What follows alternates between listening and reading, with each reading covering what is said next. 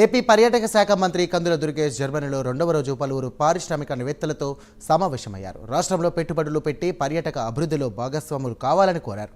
ఆంధ్రప్రదేశ్ ప్రయాణ ఆతిథ్య రంగంలో వ్యాపారాలకు అవకాశాలు ఇస్తుందని చెప్పారు. ఇక ఆంధ్రప్రదేశ్ ప్రభుత్వం వ్యాపారాన్ని సులభతరం చేయడానికి కట్టుబడి ఉందని మంత్రి దుర్గేష్ అన్నారు.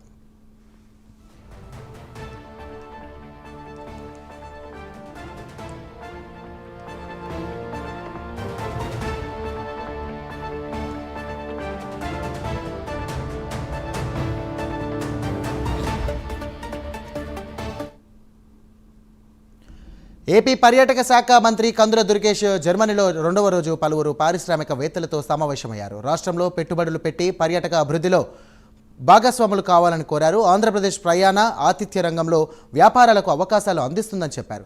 ఆంధ్రప్రదేశ్ ప్రభుత్వం వ్యాపారాన్ని సులభతరం చేయడానికి కట్టుబడి ఉందని మంత్రి దుర్గేష్ తెలిపారు.